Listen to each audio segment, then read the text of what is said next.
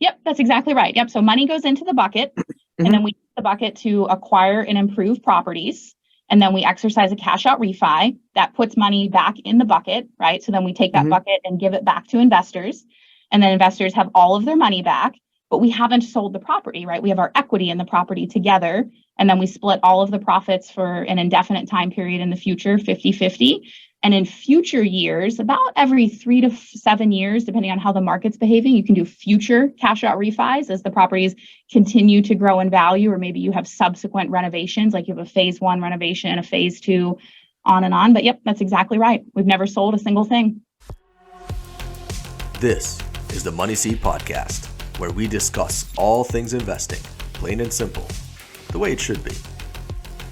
Please remember, this show is for educational and entertainment purposes only and is not intended to be investment advice. Welcome back to the Money Seed Podcast. Today, my guest is Elaine Stageberg, and I'm joined here in the studio with my business partner, Chris Ferguson. Elaine, welcome to the show. Thank you so much for having me. I'm excited to be here. Dr. Stageberg, thank you for being here. Thank you. I guess right now you are, even though we call you Dr. Stageberg, you are no longer a practicing physician. How did you make that transition from having a really well-paying, secure W-2 job to now being a full-time entrepreneur? Yeah, excellent question. It certainly wasn't what I planned. If you had asked me 10 or 15 years ago, someday would you be, a full-time real estate investor, be running a real estate company? It just would have been very confusing to me because I was on, the medicine path, doing medical school, residency, all of that. We had the good fortune that when my husband, Nick, and I first got married, we rented out the home that I lived in and we moved into his home. So that was kind of a benefit that we had, is that we both owned homes before we got married, and that allowed us to become real estate investors. And then we also had the good fortune that Nick and I both came from childhood poverty, just a deep narrative of struggle with money in our families of origin. And when we met each other, we knew that had to stop with us. And so we were very forthright asking people that were, a generation ahead of us, like, what have you done to be successful financially? What have you done in your marriage? How are you raising your children? All of these questions. And there was this very common theme that came up that we learned in our early 20s of real estate investing. And at the time, I didn't think I would go to medical school. I was working on a master's of health administration and policy. So I thought I would go into business, which, I've kind of come full circle. But we would, talk to accountants or attorneys or physicians, people in the tech world. My husband's a career technologist, and they would all say, well, it looks like I'm making my money in law, or it looks like I'm making my money in tech, but really I'm taking that money and investing in real estate. And I'm just so grateful that we had all those seeds planted by people that we trusted early on in our lives. And so we started doing real estate investing with that home that was my primary home before we got married. And then bought our first, what I call purposeful investment. We saved up for about 2 years. We bought a house with all cash. We did most of the renovations ourselves. Like, we were there until midnight or 1 o'clock in the morning every night for about 6 weeks, just working on that house. Did a cash out refi, kept that property. And that was really when we had that check in hand, when we did the cash out refi, that completely replenished our bank account, paid off all the credit cards that we had spent at Lowe's and Home Depot, all of those places. And we had more money than we started with. And we had the property, and it was cash flowing because we had a resident in it. And we really just said, I want to do this as many times as possible until we reach financial freedom. And so we did. And there was a lot of hard work along the way. I'm sure we'll talk about that journey during our time here together. But we just kept putting one foot in front of the other and really knowing that was kind of a big focus for us in life. And then when we reached financial freedom, we're like, do we stop? We really enjoy this. And along the way, people had asked, like, hey, can you teach me how to invest? Can I invest alongside you? Can I just give you my money and you can invest it? And so that's how we ended up having a private equity firm. Amazing. So it sounds like you started with single families. Sounds like you started with the Burr method. What does the ceiling look like? I mean, how many different times can you hit rinse and repeat on that process before you have too many properties, or you just lose track of things, or what's the limit there? That is my fear, that we'll have a property that we just sort of forget. Luckily, with really good property management software and a really good team, that's never happened. It would be unlikely to happen because our software gives us, our vacancy report every day. But we haven't found the limit. So right now we have about 1,000 units here in Rochester, Minnesota. We have about 400 units in Tacoma, Washington. We're vertically integrated, so we do all of our own property management. We have a staff that cares for our properties. We've done a cash out refi several times on any individual property, right? Like the longer we've owned the property, the more times we've done subsequent cash out refis on those properties. And, at this point, we don't really think of a limit. We think that, this is really our calling. It's what we're very good at. We enjoy doing it together. We're able to impact our community in so many ways, buying often very distressed properties and improving them. So we get to see it firsthand, when we drive around the streets and do community events, and we see the impact that we're having in our investors' lives. And $1 billion in 5 years is kind of a target that we have, and then we'll see from there. How did you start your property management company? Did you ever use a property management company and then transition to having your own, or did you just start off self-managing yourself? So we started off self-managing. So that first property I had lived in, and so it felt like a little bite to bite off. I felt like, I understood the maintenance of that home because I had lived in it for several years. Coincidentally, it was just about a mile away from the home that Nick and I were going to move into when we got married, his home. And so we chose to self-manage. And again, just so grateful that that's just kind of how the cookie crumbled, and one thing led to another. When we got to about 25 properties, it was just challenging for us to manage them ourselves. So there was always something to do. Before that, when there was, say, 10 or 12, days would pass in between, say, a maintenance ticket or needing to, go take new photos because one was turning over, those sorts of things. But when we were at about 25, it was an everyday thing. And at that time, I was still practicing medicine. Nick was still doing technology. We had probably 2 children around that time. So it was just getting to be too much. And so we had to make a decision. Do we hire third-party property management and go down that route, or do we create our own property management company? Which is a not common question, right, for people to come across.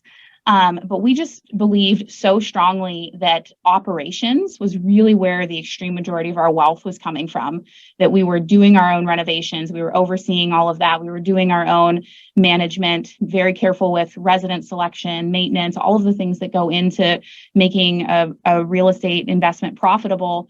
And so we decided to go down the path of creating a property management company.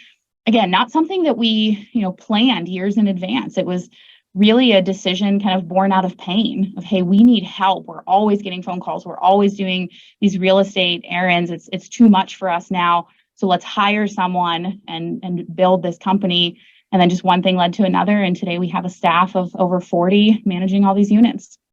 I feel like the first employee is probably the hardest one to hire. Mm-hmm. How did you figure out who to hire, and what did you look for? So we really had kind of 2 rounds of first hiring someone, and I want to share both of them because I wish we had just skipped straight to number 2.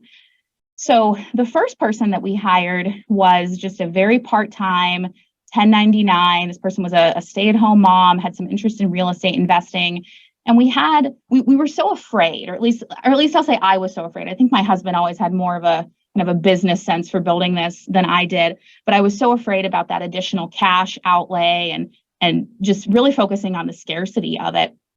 So we had this really loose arrangement with her that we would basically just call her and say, hey, there's a maintenance ticket to go respond to, or can you go show 123 Main Street to John, or can you, pay these utility bills, just whatever we needed. And it turned out that didn't really work because we didn't have a consistent schedule. We didn't have a consistent set of expectations. She kind of didn't know what to expect. And any of the scarcity that I had around what we were paying her, I learned with our second first hire that I'll talk about, that all of that was it's just truly nonsense. Like when you hire someone in your business and you hire well, that person generates more profit for you. And if you don't have a plan to where your employees are generating more value in the business, then you need to rethink your plan. You need to rethink, do I need to hire? Do I have a good set of work for this person to do? Do I have a clear business plan to drive value? So that first plan, even though I thought it was the safe route, it really didn't work. And then we, kind of stepped back and really decided we're going to hire someone full-time. We're going to hire someone full-time, salaried, benefits, like really create a quote unquote real job for this person to join us in taking care of our properties. And we did an exhaustive search, lots of word of mouth, asking for referrals. We eventually found a really amazing woman who had a background in social work and a background in hospitality. She was a manager of a Marriott hotel chain. And it was just all of a sudden, it was just obvious that it was the perfect fit because we really believe that property management is a customer service industry first, and made that job offer to her. And it was super scary because I had this belief that every dollar that we paid her was a dollar that we weren't having for our own financial freedom. And that was just completely backwards. And then I saw in the first several months that, oh, wow, she's taking care of all of those things. So that frees Nick and I to go focus on growth again, the things that we're so good at, to focus on what is our strategic plan and how many acquisitions can we have. And maybe we could start working with investors because we're not focused on paying utility bills and servicing maintenance tickets. And then just bringing in hire after hire after hire and saying, there's this need in the business. If I find a person that is just excited to do this work, that has the right skill set for this, then their salary is an investment in the company. It's not just, a sunk cost. It's not like you're just throwing the money away, which I think a lot of people think when they're first hiring. Certainly I did, out of fear. What did that look like, getting back to the transition from like a W-2 job to just relying on real estate to pay the bills? Did you or your partner quit their job first and the other one kept working full time, or how did that transition look like? Yeah, so that also was scary, right? So you're hearing this theme that along the way, like there's a lot of fear, right? I think it's easy for all of us as humans to look at people that are maybe a little further ahead of us in the journey and think like, oh, it's just always been great. And I definitely want, the listener to hear, like, if you feel fear, that's totally okay. That's totally normal. We had a ton of that. So we got to a place where, when we looked at all of our rental income after all of our expenses and everything were paid, we felt like we could have what we considered to be like level 1 financial freedom. So that was that we could pay for health insurance, we could pay our bills, and we knew we had a little bit of a buffer, but certainly not like true freedom in terms of, vacations and the lifestyle that we wanted, but just kind of getting by. So when we got to that number, we really started talking about Nick leaving his career. So he was in technology, I was in medicine, and we had this unique opportunity where at that time I could take a part-time job at a local hospital working on the weekends. And it was tough. I had to work from 5 p.m. on Friday until 8 a.m. on Monday, but I would get paid for each weekend that I worked. And so, born out of fear, we took his salary and we said, I can replace that salary by working 26 weekends this next year. And I was willing to do that because I really believed that having him in our business full time would accelerate things in ways that like we didn't even know were possible. But then I had this like huge safety mechanism that basically I was going to work my tail off and completely replace his income. So there was this freedom to it that, even if he didn't make a single penny, like we would be okay. I would just have to basically work double. And then it turns out that in the first several months, he was able to build the business. He's a real estate agent, so he was able to get, commissions and new acquisitions and all the things that we needed to continue to grow the business. And then I was able to say, I really don't want to work 26 weekends this year. So I started giving some of my shifts away to other doctors. I think I only worked maybe 12 extra weekends that year, but that's how we did it. Is we basically looked for like a no lose opportunity. And it did mean that I had to be really willing to step up and really have, like, quite frankly, what would have been a really terrible year, right? If I had truly had to work all 26 weekends through that year. And then, who knows, maybe Nick hadn't launched and he had to consider going back to tech. But we were willing to do that because I really believed in him and I believed in our company. And I believed that if I took some short-term pain, I could have, long-term big gains. And that's exactly what happened. And then I left medicine a year later. That again was born out of pain. So that was during COVID. It was 2020. We had 3 children at the time. And it just seemed like every day we were getting phone calls from school that school's closed, someone's had an exposure, someone's tested positive, and we had 3 children. So the Department of Health algorithms, like, we don't want to talk about that because it's miserable. But basically it was like, if one of our kids had an exposure, no one could go to school for 2 weeks. Well, that's really challenging when you're a full-time psychiatrist. You're constantly canceling patients and trying to get other people to, take care of your refills and all of those things. That's hard in medicine, period, but particularly in psychiatry, where with your patients, there's all sorts of issues around abandonment. And, we were working on this in therapy, and then I don't get to see my psychiatrist for several weeks. So I looked around and I said, you know what? We're financially free and we have this business, and I'm causing a lot of pain to myself. I'm causing a lot of pain to my children. I'm causing a lot of pain to my patients. I don't need to do any of this. I can just take a big step back and say, at some point, there will be a vaccine. At some point, kids will go back to school. Everything will settle down. Until then, why don't I just run the business? And when I need to be with the kids, I can do that. And I can do the business when I have time to do that. And so join the business full time in 2020. And then by 2021, when things had settled down with COVID and there was the opportunity to go back to medicine, it was just so obvious that I would stay in the business full time. And how did you manage your kids during this growth period? Because it seems like your husband and you would be like very, very busy. So who watched the children? So we have 4 children. We have a 1-year-old, a 3-year-old, a 5-year-old, and a 7-year-old. And we like to joke that we just like to do everything at scale. So we want, 1 million properties. We want a ton of kids. We just like to, live large. So our kids are in full-time school, and our little ones are in full-time daycare.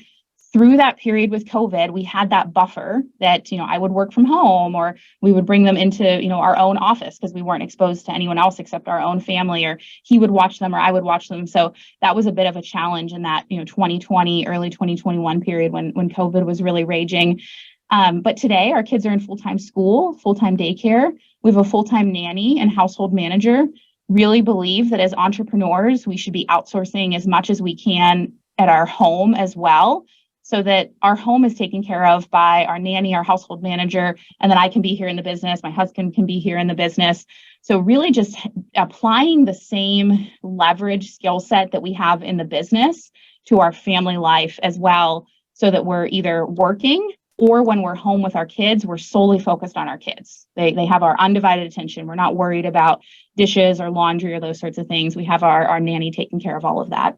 And Elaine, what kind of tips do you have for people who are thinking about starting a business with their partner?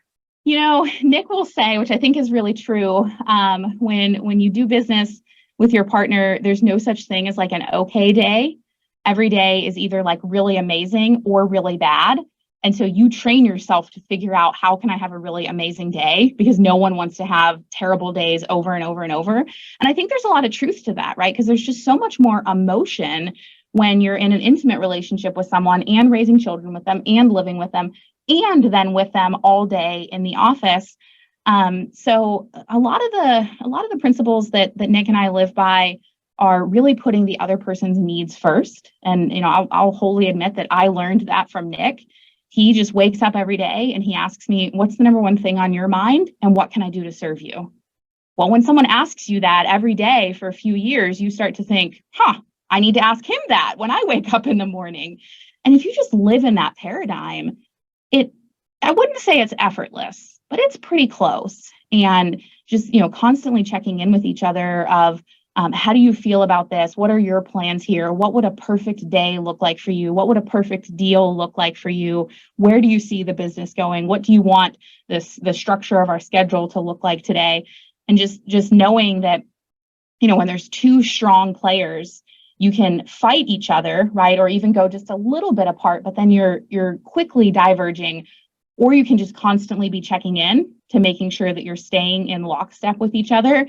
And if you do that and you're really going in the same direction, you can go so far, and it is just so fun because you have this person to look to and say, like, we're doing this together. Like, do you remember when it was our first deal or our second deal or our first child or our second child, or, moving into a new home or this new vacation? Like you're experiencing so much of life with this one person, and you're building it together. And it just feels, there's just so much energy that flows from that. When you were building this Black Swan real estate company, was it a linear growth, or was it more of like a slow growth and then inflection points were just exponentially jumped? And if so, what were those inflection points? Yep, absolutely the latter. I really think, the extreme majority of businesses, personal net worth, that's usually how it goes, right? There's usually this long period that it seems like maybe nothing is happening, and it can become very, demoralizing or confusing of like, well, everyone else is growing, but I'm not, or all of these thoughts that our brains tell us. And then there's that inflection point, and then boom, there's growth. And that's exactly what happened for our business. So in the beginning, it was, one single family home, maybe every year. And then all of a sudden it was 2, and then it was 5, and then it was 20. And then boom, things really exploded when we created our property management company, when Nick became a real estate agent, and when Nick first left his career and he was dedicating his time full time to the company. And then when we started working with passive investors. So we had built the train, so to speak. We had all of the pieces going. And then when we were able to bring additional capital to it to fuel the train, then that's really where there was explosive growth. But if someone's listening and they're thinking, when I look at my business growth, or I look at my net worth, or I look at my income, and it's just kind of like hanging out, like be asking yourself, are there things happening that are going to lead to this inflection point? Because in my experience, that's how it happens for most people. So you have a ton of experience. And what I think what I value is that you have it sounds like a wonderful working relationship with your husband and your whole family. So you offer a lot of services. So do you want to discuss some of the things you do? I know you help people acquire properties. You do property management. So I know people will ask, what are your property management fees? Because you have a very high-end property management firm. I've used property management firms that some are really good, some are not good. And I can say like yours sounds like phenomenal. And then you also do personal coaching. Yeah. So we have a private equity fund, Black Swan Real Estate. And we raise capital from passive investors, people who want to have the financial benefits of real estate, but don't necessarily want to do the work. Well, we love to do the work. Like you can hear in my voice, I love talking about real estate. So we're excited to do that. And then we broker our own deals. We do all of our own renovations, and then we do all of our own property management. So we only manage what we own. So we don't do what is called third-party property management, where if, just a regular property owner comes and says, I own 123 Main Street, will you manage it for me? We don't do that. We only manage what we own inside of either the stuff that Nick and I personally own, or our smaller partnerships from many years ago, or the assets that are in our private equity funds. So we're vertically integrated, and that allows us to have, a great deal of flexibility, a great deal of control, a great deal of consistency, quality, cost savings all the way through. So for example, we do our own maintenance, but our maintenance company basically just breaks even. We don't need our maintenance company to create a profit, because we want to keep the profit at our asset level, because real estate is valued based on what's called net operating income, NOI. And then there's a multiple. And in real estate, that multiple is usually like 18 or 20. So for every dollar we can keep at the asset level, that increases the asset value by, say, $20. And we do that, all the way down the vertical integration as far as we can, with maintenance, cleaning, lawn, snow, just everything we can to take very good care of our properties. We do a little bit of coaching. We have a course called Single Family at Scale. That's basically just our entire cookbook. We call like our private equity offering like the private restaurant. And then if you want to make those recipes at home, we have Single Family at Scale. It's really just a passion project for us. We put our entire business model out there. It's a give what you can model, and 100% of revenue goes to charity. So there's no big price tag on it or anything. People just give what they think it might be worth in their lives. And then that gets people access to our entire course, plus once monthly live coaching with either Nick or I. And that's really just our way to kind of serve the younger version of ourselves, of people that are doing active deals, that are maybe just getting started and want someone to troubleshoot with. It's a way to raise money for the community. So we've built a playground with those funds. We've renovated the kitchen in the local homeless shelter here in Rochester. We're working with a larger organization to build Rochester's first adaptive use playground for people of all abilities. So it's just kind of this way to bring all of these fun things together. That's the way we spend our time today, is either our private equity fund or Single Family at Scale. It sounds like you guys did really well in the single family space. I think one of the things that can be really sort of overbearing for people just entering real estate investing for the first time is there's so much advice out there. Some people say, skip single family, go to multifamily. Some people say, go to Airbnb. Some people say, don't join a syndication. What are some of the recommendations or tips you have for someone just starting out? Yeah, excellent question. I totally agree with you, right? That there's this like drumbeat in real estate. It's in all of business and investing, but certainly in real estate of like short-term rentals are the only way, or office is the only way, or passive investing is the only way.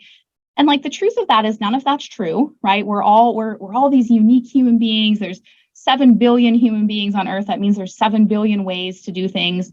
And what's right for one investor or one family is totally different than what's right for another investor. And people can do more than one thing. So someone can do some passive investing, but maybe have a short-term rental or, whatever. So the thing that I encourage people when they hear that, right, maybe they're listening to one podcast and they're like, oh, today I'm going to go do a passive investment because that's what I heard on the podcast. That's what everybody's doing. But then on the way home, they listen to another podcast that's about active investing. And they're like, no way, I'm never doing passive investing. I'm only, buying my own properties. And the truth is you really just have to examine your own heart and ask what works for me? What am I excited about? What fits with my age, the capital that I have available, the time that I have available, the resources, what I'm excited to do, right? If someone is not at all excited about doing active real estate investing, then they probably shouldn't do it, because even if there's a financial benefit, they're going to dread it. And it's just another job in their lives. And conversely, if someone is really excited about, getting their hands dirty and doing the work, maybe they should do something very labor intensive, like a flip or a short-term rental or something like that. So there's a million right ways, right? I have friends that are doing all sorts of different things in real estate. Of course, I'm biased toward my own business plan because that's what has worked in my life, but I've seen them have great success in what they're doing in their life. The main thing that I will say is Gary Keller, who I believe is, one of the greatest minds in real estate, says that the undoing of any entrepreneur is getting bored with what works. And I really believe that. We have 1,000 doors, 1/3 billion in assets under management. We've never sold a single thing. Everything is a BRRRR business model. Everything has the same paint color. I mean, it is really boring. Like truly, it is really boring. But we know it and we just hone it to perfection. And the one thing I might caution against is kind of that squirrel syndrome of, well, today I'm going to do a passive investment, but tomorrow I'm going to do this and tomorrow I'm going to do that. Really focus on creating proficiency in one thing and then asking yourself, if I just repeat this over and over and over, will this lead to really good outcomes? And don't, just kind of go to the next thing and the next thing because of boredom. I think that's excellent advice. Elaine, as we move toward wrapping up the interview, tell us about Black Swan. I'm really curious about the name. It sounds like it's a very odd name for a real estate company. How did you guys come up with the name? What kind of investors are you looking for and what kind of returns are you targeting? Yeah, so the Black Swan theory is the one thing that changes everything. It's the one thing that in retrospect is completely predictable, but at the time you have no idea that it's coming. So it might be something like, say, meeting your spouse, right? Like most people know that, they might meet their spouse at a social gathering or in a group that they're in, or maybe they're doing online dating, but they don't know who they're going to meet, right? So they're out there doing things. It's somewhat predictable, but that Black Swan event is when you meet that very special person. It's the one thing that changes everything. And we really want to be that in both property management and asset management. The way we do business is just so different than kind of the typical norms in the industry. Our private equity fund is very different than a typical offering. So we have no fees whatsoever. 100% of all profits go back to our partners until they're completely repaid. We target that for like less than a 5-year time frame. That's when we do that first cash out refi. Historically, it's never taken more than 3 years. And then we hold that deal together indefinitely when we're all in that infinite rate of return period and split the profits 50-50 for about 20 to 25 years. So a really different model. I think it's really good for the community because these buildings have owners that are, interested in them for a quarter of a decade, that are really invested in capital expenditures and improvements and taking very good care of those properties. It's great for investors because you get to an infinite rate of return. And then you get passive income for, a whole generation and really build your wealth that way. So that's where Black Swan comes from Nassim Taleb. is the author of Black Swan Theory. Can I just so I understand that? So theoretically, I have $100,000. I give you $100,000. You hold it for like a 5-year hold. Then what you would do is you would then refinance it, give me back my $500,000, but then use the equity to hold the asset. So then it would just go forward. Yep, that's exactly right. Yep. So money goes into the bucket, and then we use the bucket to acquire and improve properties. And then we exercise a cash out refi that puts money back in the bucket, right? So then we take that bucket and give it back to investors. And then investors have all of their money back, but we haven't sold the property, right? We have our equity in the property together. And then we split all of the profits for an indefinite time period in the future, 50-50. And in future years, about every 3 to 7 years, depending on how the market's behaving, you can do future cash out refis as the properties continue to grow in value, or maybe you have subsequent renovations, like you have a phase 1 renovation, a phase 2, on and on. But yep, that's exactly right. We've never sold a single thing. That's a fantastic business model. And then it's really not anyone is interested to sell it at that point. Yeah, because you have $0 left in the investment. So you have all of your original capital back to put in the next investment or put a kid through college or whatever it is that you want to do with that bucket of money, but you're getting that passive income stream for about 20 to 25 years. That's fantastic. Elaine, where can people reach out to you to learn more about you and Black Swan? The name of our company is Black Swan Real Estate, and our website is meetblackswan.com. Fantastic. We'll put that into the show notes. Elaine, thank you very much for your time this evening. Absolutely. It has been a really good discussion. Thanks very much. Thank you. Thank you. Hey, thanks for joining us for another episode of the Money Seat Podcast. Please remember to click like and subscribe. It really helps spread the message to other investors, and it helps attract new viewers to the show. We appreciate your support. Thanks very much.